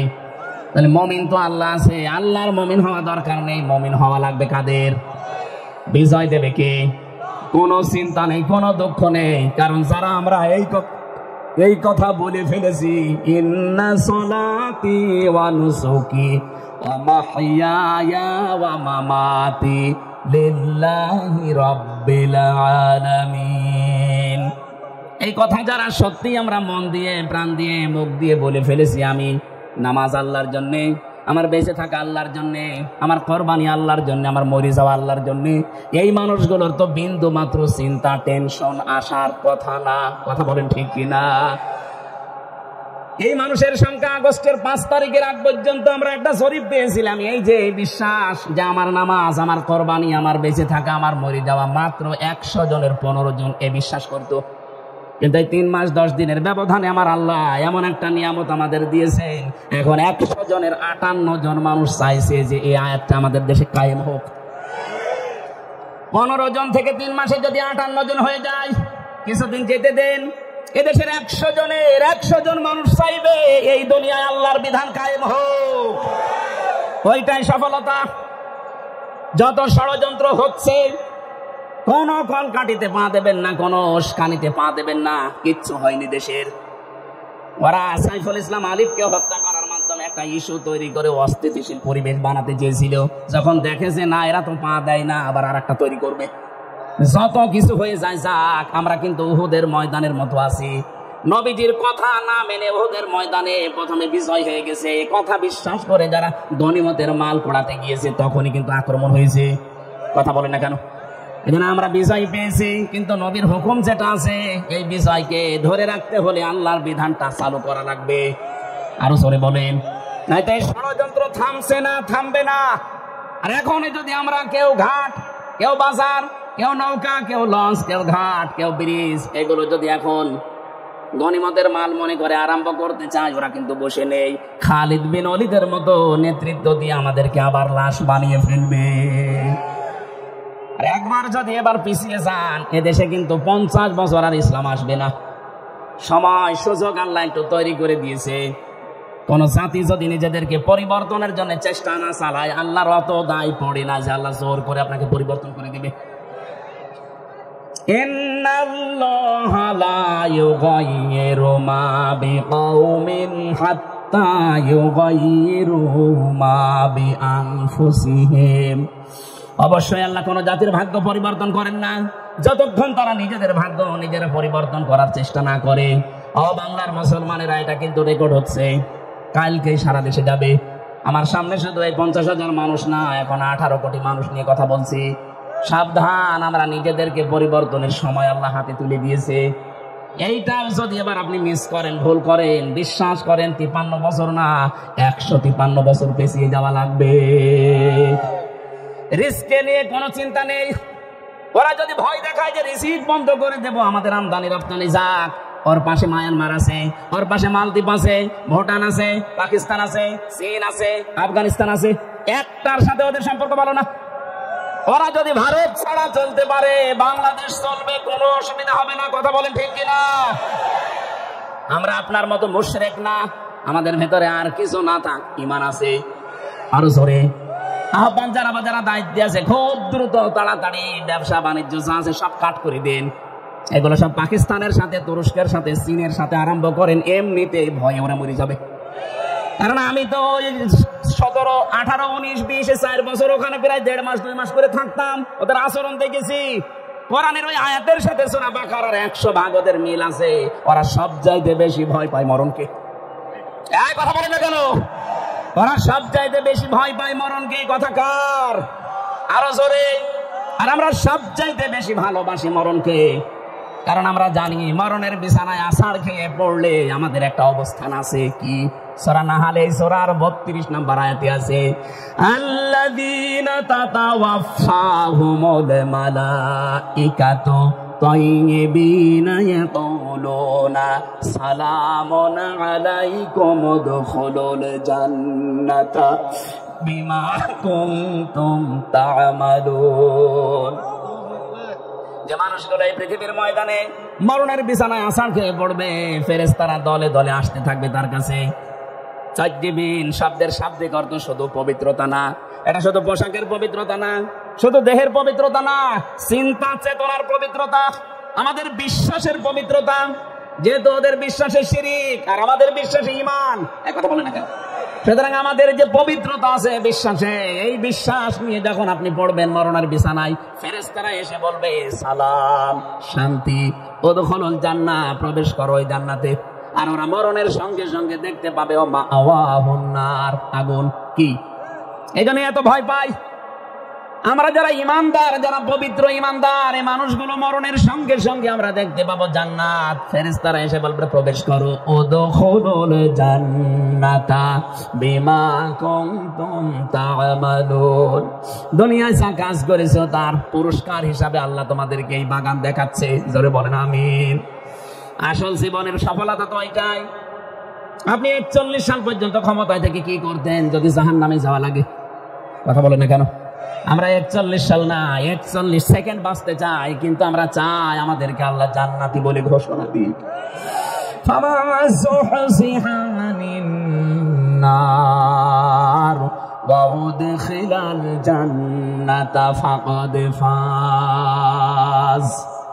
আল্লাহ পাক বলেন দুনিয়ার জীবন আসল জীবন না, ওই লোকটাই তো সফল যাকে আমি আল্লাহ জাহান্নাম থেকে মুক্ত করে জান্নাতি বলে ঘোষণা দিয়ে দিয়েছি। আপনি 41 সাল না 81 সাল পর্যন্ত যদি ক্ষমতায় থাকেন, মরণের পরে যদি ঘোষণা আসে যা জাহান্নামে যা, শুধু 81 সাল না, আমার মনে হয় 5000 বছর ক্ষমতায় থেকে ওই লোকটার জীবন ব্যর্থ। এর পরের আয়াতে আল্লাহ আমাদেরকে একটু সতর্কবাণী দিয়েছেন, ওমাল হায়াতুদ দুনিয়া ইল্লা মাতাউল গুরুর। হে পৃথিবীবাসী, দুনিয়ার জীবনটা কিন্তু ধোঁকা। দুনিয়ার জীবন কি? আর জোরে বলেন। এটা ধোঁকা। তোমার মা বাবা ধোঁকা, সন্তানাদি ধোঁকা, স্ত্রী ধোঁকা।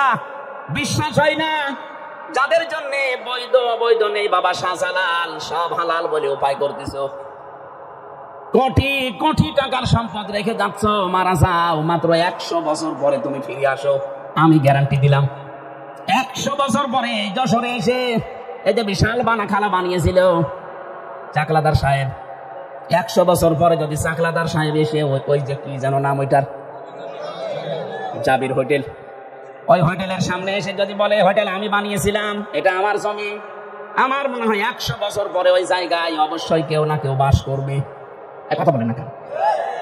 100 বছর পরে যারা বাস করবে, শাইন চাকলাদার সাহেব না, যত বড় মাস্তান এসে বলো এটা আমার ছিল, দাঁত ফেলে দেবে। কিসের চাকলাদার আপনি? আপনার যদি থাকার জায়গা না থাকে, পালবাড়ি মোড়ে যে মসজিদ আছে, বারান্দায় থেকে রাত্রে কেটে পড়েন। বলছি এইটাই হবে দুনিয়ার জীবনই এইটা। এজন্য কার জন্য আপনি কি করছেন? আল্লাহ ফাঁকা ফারাত বিয়ান ওমিল্লা দিয়েছেন। ওরা আল্লাহর নিয়ামত গুলো পেয়েছিল, বিভিন্ন দিক থেকে আসছিল, কিন্তু ওরা কুফরি করেছিল, নাফরমানি করে ঢেকে ফেলেছিল।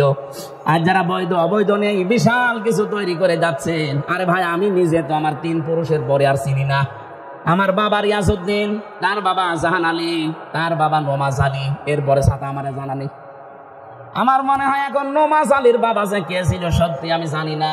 উনি যদি এখন এসে বলে হামজা এই বাড়ি, এই হালসা কুষ্টিয়া, এটা আমার বাড়ি, এই যে 2 তলা বাড়ি এটা আমি বানিয়েছিলাম, দাঁত মুখ খুলে ফেলাবো। কিসের নমাজ আলীর বাবা আপনি? আমি তো নমাজ আলীর পরে কাউকে চিনিই না, তার নামও জানি না। নমাজ আলী পর্যন্ত যদি আসতো তাও হয়তো। এক কথা বলছে না কেন? অথচ লোকটা কিন্তু 60 বছর আগেও মারা যায়নি। 60 বছর আগেও সেই লোকটা মারা যায়নি, অথচ তারে আমি চিনি না। আর আমার মেয়ে তো তার জীবনে চিনার কথাই না। আমার মেয়ে সর্বোচ্চ আমির হামজা, রিয়াজউদ্দিন, জাহান আলী পর্যন্ত চেনে। এরপরে ওরা জিজ্ঞাসা করবেন বলে কে? এটাকে ফেরেশতা। ও যশোরবাসী, কথাগুলো আমি নিজের জন্য বলছি। আজকে থেকে কোনো হারাম কাজে যাওয়া যাবে না। যারা দায়িত্বে ছিলেন এই 15 বছর, আপনার জন্য সূরা ইব্রাহিম, আলাম তারা ইলাল্লাযীনা বাদদালু নি'মাতাল্লাহি কুফরা ওয়া আহাল্লু কওমাহুম দারাল বাওয়ার জাহান্নামা ইয়াসলাউনাহা ওয়া বিসাল করার। আল্লাহ বলেন নিয়ামত, হে নবী আপনি একটু দেখেন না কেন ওরা নিয়ামত পাওয়ার পরে ঢেকে ফেলেছিল, কুফরি করে বদলিয়ে দিয়েছিল আমার নিয়ামতকে। এবং 2 নাম্বার ওয়াহাল্লু কওমাহুম দারাল বাওয়ার, ওরা জাতিকে জাহান্নামের দিকে পরিচালিত করেছিল। এই 15.5 বছর মূর্তির মাধ্যমে আল্লাহর অবাধ্যতা বিভিন্ন জায়গায় চালু করে পুরা জাতিকে ওরা কিন্তু জাহান্নামের দিকে পরিচালিত করছিল। কথা বলে না কেন? সব চাইতে এখানে যে আনউমিল্লাহ আল্লাহর নিয়ামত, আমি তাফসিরে ইবনে কাসিরে পেয়েছি সব চাইতে বড় নিয়ামতের কথা আল্লাহ দিয়েছেন রাসূলুল্লাহর নাম। তাদের কাছে সব চাইতে বড় নিয়ামত ছিল আমার রাসূল। কিন্তু এই মানুষগুলো আমার রাসূলকে পাওয়ার পর তার যে কর্মসূচি গুলো, এটা সূরা আলে ইমরানের 164 নম্বর আয়াতের প্রথম অংশে পাবেন, লাকাদ মান্নাল্লাহু আলাল মুমিনিন ইলা আখির আয়া। আমি আল্লাহ যত দয়া তোমাদের উপরে করলাম, সবচেয়ে বড় দয়া এইটা যে মুমিনদের উপরে আমি একজন রাসূল পাঠিয়েছি। এই রাসূলকে তারা পাওয়ার পরে মানিত না, আনুগত্য করে না, আরো দেশ থেকে তাড়িয়ে দিয়েছিল। প্রশ্ন আসতে পারে সে তো 1000 বছর আগের কথা, এখন কি? হ্যাঁ এখনো আছে। এখন রাসূল নেই, কিন্তু রাসূলের নায়েব আছে। কথা বলে না কেন? বিশ্ব নবীর স্থলাভিষিক্ত নায়েবে রাসূল, উত্তরাধিকারী আলেম যারা, তারা এই 15.5 বছর আপনি কি করেছেন আলেমদের সাথে বলেন তো? এটা একটা নিয়ামত ছিল, রাসূলের উত্তরাধিকারী, অথচ তাদের মাথায় দড়ি দিয়ে ডান্ডা বেড়ি পড়িয়ে আপনি কোটে তুলতেন, জেলখানার ভেতরেও যদি রাখতেন, এমন কঠিন অবস্থায় রেখেছিলেন। অন্যান্য সাধারণ মানুষের মতো না, আলেমদের প্রতি সবচাইতে বেশি রাগ আপনার। আল্লাহ পাক বলেন, এই যে নবীর ওয়ারিস যারা, নবীর উত্তরাধিকারী যারা, এদের সাথে যখন খারাপ আচরণ করে ফেলেছে, ফাদাকাল্লাহু লিবাসাল জু, আমি আল্লাহ তখন তাদেরকে ক্ষুধা দুর্ভিক্ষের পোশাক পরিয়ে দিয়েছি 7 চাকাতে। বারবার বলতো না শেষের দিকে আসে যে দুর্ভিক্ষ আসবে? এই কথা বলেন না, পোশাক আল্লাহ নিজে পরিয়েছিলেন। রিস্কের মালিক যেহেতু তিনি, এজন্য 18 কোটি মানুষের এখনো খাবারের অভাব নেই। আল্লাহ যদি দায়িত্বটা ছেড়ে দিতেন, আমাদের দেশের জায়গা অনুযায়ী মানুষ আমরা যা মরে একেবারে গরু ছাগলের মতো পড়ে থাকতাম। আল্লাহ এখনো পর্যন্ত পোশাকটা পরাননি, তার কারণ আছে। কারণে যে নিয়ামত গোপন করা, নিয়ামত অস্বীকার করার যে কার্যক্রম চলছিল, আগস্টের 5 তারিখে আমার আল্লাহ হঠাৎ করে কর্তন করে ছেদ করে ঠান্ডা করে দিয়েছেন। নাই তো যদি ওইভাবে জুলুম অত্যাচার নির্যাতন চলতে থাকতো, আল্লাহর কসম করে বলছি, আল্লাহ আমাদের পোশাক পরিয়ে দিতেন ক্ষুধার আর ভয়ের পোশাকটা এখনো কাটে নাই।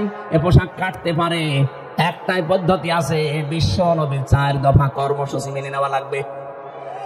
কামা রাসালনা ফীকুম রাসূলাম মিনকুম ইয়াতলু আলাইকুম আয়াতিনা ওয়া ইউযাক্কিকুম ওয়া ইউআল্লিমুকুমুল কিতাবা ওয়াল হিকমা ওয়া ইউআল্লিমুকুম মা লাম তাকুনু তা'লামুন। বলেন আল্লাহু আকবার। 4টা কর্মসূচি এখন থেকে আমাদের হাতে নেওয়া লাগবে। 1 নম্বরে কোরআন তেলাওয়াত করে করে মানুষদেরকে বোঝাতে হবে, কারণ নবী নেই, এই দায়িত্ব এখন উম্মতি মুহাম্মদীর। কথা বলেন না কেন? যেই দলে এই কর্মসূচি আছে যে কোরআন তেলাওয়াত করে মানুষকে বোঝায়, কোরআনে কারীম শিক্ষা দেয়, কোরআন দিয়ে পবিত্র করার জন্য ব্যক্তি, পরিবার, সমাজ, রাষ্ট্রকে চেষ্টা চালায়, কোরআনে কারীমের শিক্ষা ব্যবস্থাকে শিক্ষায় নিয়ে যাওয়ার জন্য যারা চেষ্টা করে, হিকমতের সহিত যারা কাজ করে, হিকমত মানে সুন্নাত, সুন্নাত অনুযায়ী এই কাজগুলো যারা আঞ্জাম দেয়, অবশ্যই আপনাকে এই কর্মসূচিগুলো দুনিয়ায় বাস্তবায়ন করা লাগবে রাসূলের পদ্ধতিতে। যে করছে আপনি সেখানে যাবেন। আপনাকে আমি বিএনপি, আপনাকে আমি জামাত ইসলামী, আপনাকে আমি চরমনাই করতে বলছি না। এই 4টা কর্মসূচি যাদের কাছে পাবেন, তাদের সাথে জোটবদ্ধ হয়ে, তাদের পেছনে থেকে সংঘবদ্ধ হয়ে আল্লাহর নবীর 4 দফা কর্মসূচি জমিনে বাস্তবায়নের জন্য চেষ্টা করবেন। এভাবে চেষ্টা করতে করতে যখন শেষ পর্যায়ে যাবেন, জীবনের শেষ দিন, আছাড় খেয়ে যখন মরণের বিছানায় পড়বেন, আল্লাহ পাক ফেরেশতা পাঠিয়ে আপনাকে যে জান্নাত দেবে ওটা দেখিয়ে দেবে। বলেন আমিন। মা বোন যারা এসেছেন, আপনাদের জন্য ছোট্ট ওয়াজ আমারে, আপনার আদর্শ কিন্তু এই বলিউডের নায়িকারা না, বাংলাদেশের নায়িকারা না, আপনার আদর্শ হওয়া লাগবে হযরতে ফাতিমাতুজ জোহরা। কথা বলেন না কেন? হযরতে খাদিজাতুল কুবরা। এই পৃথিবীতে একজন মহিলাকে জীবিত অবস্থায় আল্লাহ সালাম দিয়েছিলেন স্বামীর খেদমত করার কারণে, তার নাম খাদিজাতুল কুবরা। আজ অধিকাংশ মেয়েরা স্বামীর সম্মান, স্বামীর মর্যাদা বোঝে না। আপনি কি জানেন স্বামী কি? খালি বিছানায় থাকলে স্বামী না, এই যে মর্যাদা কত বেশি আল্লাহ দিয়েছে আপনার তুলনায়। নবীজি বলেন, মেয়েরা যদি আল্লাহ বাদে সেজদা দেওয়া জায়েজ থাকতো, মেয়েদের বলতাম স্বামীর পায়ে সেজদা করো। অথচ সেই স্বামীর হুকুম আপনি মানেন না, ফুটা দেন, স্বামীর নাফরমানি করেন, কুফরি করেন। এমনকি অনেক মহিলা আছে স্বামীকে ধরে মারে। এই কথা বলছেন না কেন? বর হাতে মায়ের খাওয়া মানুষ দেশে আছে না নেই? সত্যি করে বলবেন, কোরআনের মাহফিলে কারা খেয়েছেন? হাত তোলেন তো। আপনি খাবেন, আপনি তো তার কাটা। বিয়ে তো করে জানি, তো তার সব কেটে গিয়েছে। আগে তো 500 টাকা কাটা ছিল, এখন সবই কেটে গিয়েছে। না, সম্মানিত মা বলেন, আমি হাসির খোরাকি দেয়নি। হাজারো মোবাইল আসে, হুজুর একটু একটু বলতে পারেন না, আমার ধরে ধরে মারে। উনি মানুষ, আশা করছে খুব সতর্ক থাকবেন এ ব্যাপারে। স্বামীর সম্মান অনেক বেশি, অনেক বেশি, মানে আল্লাহর আরশ পর্যন্ত। এই পৃথিবীতে একজন মানুষকে আল্লাহ আল্লাহ রাসূলের পরে স্থান দিয়েছেন, অথচ হাজারো মহিলা এই স্বামীকে কষ্ট দেওয়ার কারণে জাহান্নামে যাবে। নবী নিজে দেখেছেন। কারণ স্বামীর কুফরি করা, স্বামীর নাফরমানি করা, তাদের মনে কষ্ট দেওয়া। আল্লাহ যেন আপনাদের এই এলাকায় যে মেয়েগুলো আছে তাদেরকে বাঁচিয়ে দেন। বলেন আমিন। নবীজি তিরমিজি শরীফে জানিয়েছেন, ইদা নাসারা ইলাইহা সাররাতুহু, স্বামী যখন বাইরে থেকে আসবে স্বামীকে আপনি আনন্দ দেবেন, অভ্যর্থনা জানাবেন, শুভেচ্ছা স্বাগতম এগুলো জানিয়ে তাকে খুশি করবেন। 2 নম্বরে ওয়াইদা গাবা আনহা হাফিজাতুহু, স্বামী যখন বাইরে যাবে মাস্ক দিয়ে স্বামীর ইজ্জত আবরু, স্বামীর সন্তান আর সম্পদ হেফাজত করে রাখবেন। ওয়া তুইনু আলা দীনি যাওজাতিহা, স্বামী যদি দিনের কাজ করে, মানবতার কাজ করে, মানুষের উপকারের কাজ করে, দিন কায়েমের কাজ করে, তাকে ছাড় দেবেন, সুযোগ দেবেন, তাকে উৎসাহ দেবেন, ছেড়ে দেবেন। আপনি সাহায্য করা দূরের কথা, আরো বাধা দেন। আপনি নামাজ পড়ে রোজা রেখে জীবন ও জান্নাত যেতে পারবেন না। 4 নম্বরে স্বামী যেটা জায়েজ হুকুম করে, যদি সত্যি জায়েজ হয়, জীবন থাকা কালে আপনাকে মানা লাগবে। আল্লাহ 4টা গুণ মেয়েদেরকে জান্নাত ডাকবে বলে দিয়েছেন। যত মহিলা বসে আছে বিভিন্ন জায়গায়, এই 4টা গুণ অর্জন করে ফাতিমাতুজ জহরা খাদিজাতুল কুবরার সাথে জান্নাতে যাওয়ার তৌফিক দেন, বলেন আমিন। আগামীতে আসলে আবার কথা বলবো বলে শেষ করছি। আমিন। বারাকাল্লাহু লানা ওয়া লাকুম ফিল কোরআনিল আযীম। একজন মুসলমান হওয়ার জন্য এসেছে, আজকে এই মাহফিলটা সাকসেস। আল্লাহর এক বান্দা এসেছে মুসলমান হওয়ার জন্য, হিন্দু থেকে মুসলমান হবে। এই বসেন বসেন বসেন। কই কালেমাটা পড়ানোর পরে আমরা সভাপতি সাহেব আছে, ওনার বক্তব্য শুনে মোনাজাত করে বাড়ি যাবো। বসেন বসেন। কই তাড়াতাড়ি দিন, তাড়াতাড়ি দিন। এনে আলহামদুলিল্লাহ ভাই।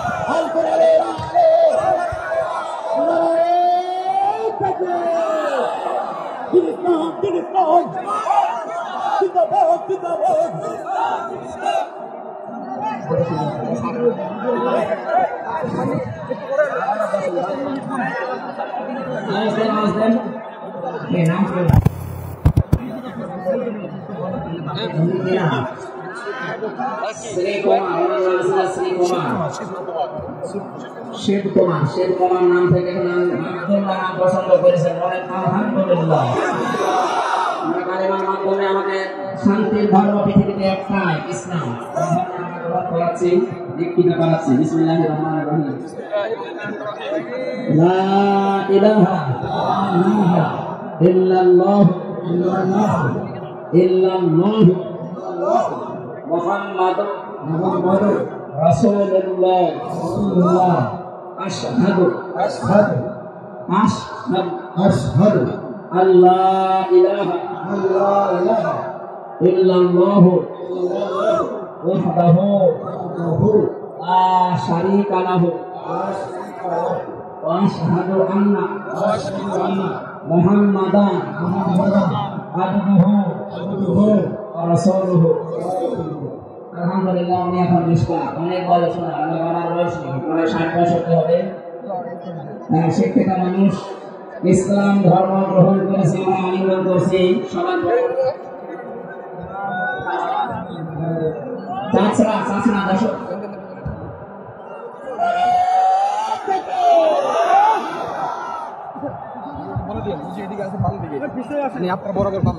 সম্মানিত ভাইরা, প্রশ্ন এসেছে। আসসালামু আলাইকুম। আশা করি ভালো আছেন। বর্তমান সামাজিক সমস্যার ভেতরে একটা বড় সমস্যা পরকীয়া প্রেম। বিশেষ করে মহিলারা ছোট ছোট বাচ্চা রেখে অন্যের সাথে চলে যাচ্ছে। আহা, এর ফলে মা থাকতেও শিশুরা মা হারাচ্ছে। এটা যে কত বড় অন্যায়। বিবাহে শরীয়তে এই বিবাহের বিধান কি? কিসের বিবাহ? ওর স্বামী তো এখনো ছেড়ে দেয়নি, আপনি পালিয়ে গেলেন কোন কারণে? আপনার কথায় পরকীয়া বন্ধ হবে কিনা জানি না, তবে সমাজের সকল শ্রেণীর মানুষ সহ ওই নারী পুরুষ যাতে বুঝতে পারে তাদের কর্মের ফলাফল কি জাহান্নাম। কারণ বিয়ে তো না, মানে স্বামী তো ছাড়েনি, আপনি আন্দাজে চলে গেলেন আরেকজনের সাথে। যতদিন থাকবেন জেনা হবে। এ বিষয়ে সুস্পষ্ট আলোচনা করবেন যাতে কোনো শিশু মা হারা ও মা থাকতে মা হারা না হয়ে দুনিয়া এতিমের মতো লালন পালন না হয়। আসলে এটা আরো আগে থেকে দিলে আমি ওই আয়াত পড়তাম। আজকে সময় নেই, আমরা পোলের হাটে আকিস গ্রুপের মাহফিলে ওই আয়াতের উপরে কথা বলবো ইনশাআল্লাহ। আল্লাহুম্মা আমিন।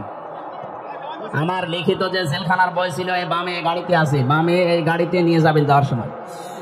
লা ইলাহা ইল্লা আনতা সুবহানাকা ইন্নী কুনতু মিনাজ জালিমিন। রব্বানা আতিনা ফিদ দুনিয়া হাসানা ওয়া ফিল আখিরাতি হাসানা ওয়া কিনা আযাবান নার। আল্লাহ, যশোর জেলার মনিরামপুর রহিতা খোদরাপাড়া এলাকার দিকে তাকাও। লক্ষ মানুষের আমরা নারী পুরুষ এক জায়গায় হয়ে কোরআনের কথা শুনছিলাম।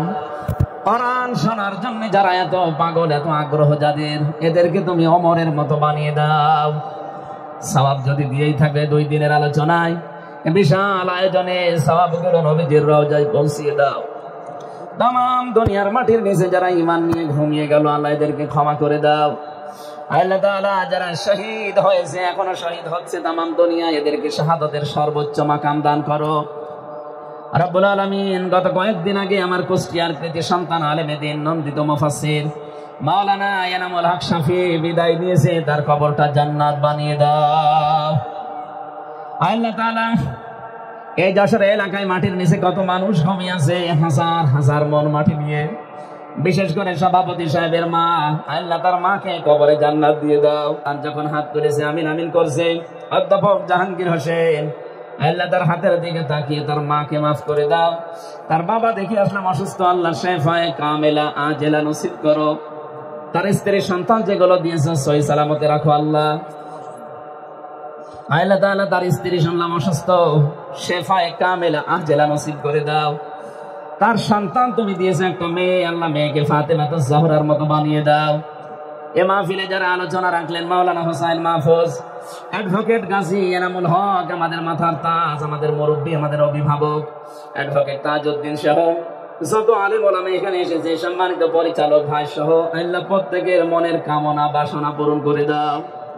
মা বোন যারা এসেছেন, সম্মানিত মা বোনদেরকে তুমি আয়েশার মতো বানিয়ে দাও।